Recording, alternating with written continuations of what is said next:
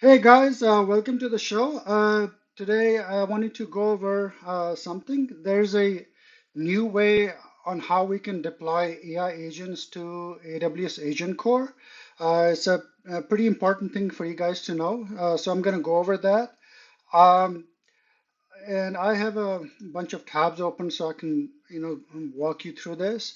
So in case you watched this video, this was a pretty popular video on how to deploy agents to AgentCore. It got like 1.1 million views. In this video, this was made 3 months ago only. And in this video, she shows you how to deploy using AgentCore Starter Toolkit, as you can see. But the thing is, this space is changing pretty quickly, and AWS just updated that now this is not the recommended way. The Starter Toolkit is not the recommended way to deploy to AgentCore. Now we have to use AgentCore CLI. See, the video was showing you how to do this, but now we have to use this one. And if you go, and I have a summary of a couple of things I want to go over, including there's some kind of command conflict over too. So it'll be good if you watch the whole video.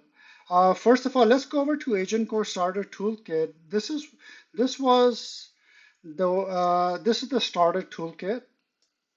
Now this used to be the way on how we deploy to AgentCore. We just use this over here. If I go to CLI, we use AgentCore deploy command to deploy. But as you can see now, they have put this one in. They're recommending use AgentCore CLI for new projects. AgentCore CLI is now the recommended way to create, deploy AI agents on AgentCore. Now the thing is, both of these are CLI. This AgentCore Starter Toolkit. Um, Now this is the Starter Toolkit. This is a CLI as well as AgentCore. This is also a CLI. So what they're recommending is this was the old way and this is the new way.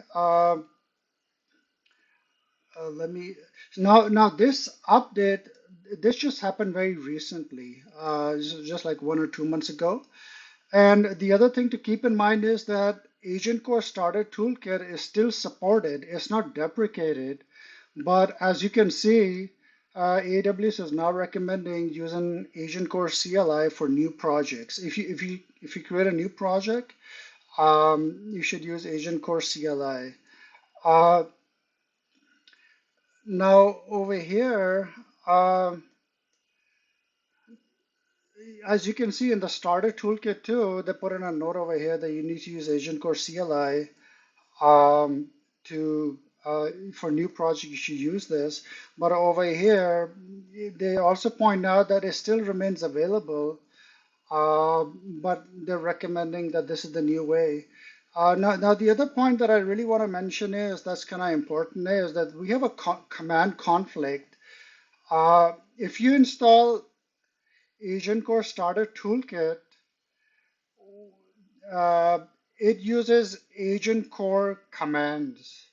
Like over here, if you install this, and if you go over here, you will see, like if I go into the runtime, you will see that it uses AgentCore commands too.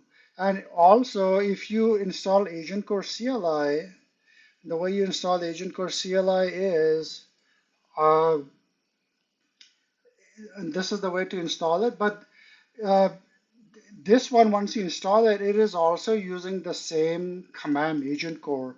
So the thing is, you're gonna have if you just install AgentCore CLI, you're gonna have a command conflict. And over here, they're recommending that you need to uninstall the AgentCore Starter Toolkit because they both use the same AgentCore command. So if you already have AgentCore Starter Toolkit, you need to uninstall it and then you install AgentCore CLI. So there's a command conflict. Now, the other thing I wanted to point out is that the project structure is different. Now, over here, they also give a migration guide. If you want to migrate from, I have it open up over here. Here's the migration. If you want to migrate from AgentCore Starter Toolkit to AgentCore CLI, they have a migration guide available. You click over here and you're gonna come over, where did it go? Here.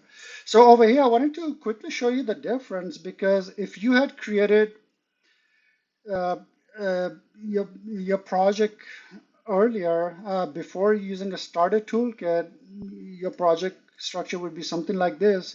But with AgentCore, your structure is gonna be a little different, project structure. And the thing is, with the AgentCore CLI, they recommend you to actually create the project using AgentCore. So AgentCore create, and this was gonna create a different kind of project structure. So just keep that in mind too, that the project structures are different. Um, but the commands, a lot of commands are the same: AgentCore, deploy, invoke. Uh, so I already went over this migration. Now the other thing I want to quickly cover is that a lot of existing, since this just happened recently, a lot of documentation might still be pending update. Now the thing is that this is, if you create an AI agent using LangChain or Strand SDK. Now let me go over here. This is AgentCore CLI. Now the popular ones is LangChain and Strand Agents is AWS native. But if I go over to, for instance, LangChain. So over here in LangChain, they have AWS integration. They go over that you need to install AgentCore, but then they say deploy using AgentCore CLI. Now the thing is, they just said deploy using AgentCore CLI, but they don't really mention that you have to install it, because some of the commands are the same. So just make sure when they say deploy using AgentCore CLI, you have to use this AgentCore CLI, the updated way, not the starter toolkit. So you have to install this way, and you uninstall the starter toolkit for LangChain. Now, if you go over to Strands, over here, the documentation is still pending update. Over here, when they're saying deployment, they still say starter toolkit. I think this needs to still update, because starter toolkit, they're not recommending anymore. So I wanted to quickly make this video to go over. So long story short, for new projects, use AgentCore CLI. Uh, and over here, if you go, this is the recommended way to create, not just deploy AI agent, but also to create, develop, and deploy AI agent to AgentCore. So this is the updated way. I want to quickly share this. Hopefully you found this informative. So don't remember to subscribe. I might be making more useful videos like this. So anyways, I'll talk to you in the next video. Thank you. Bye-bye.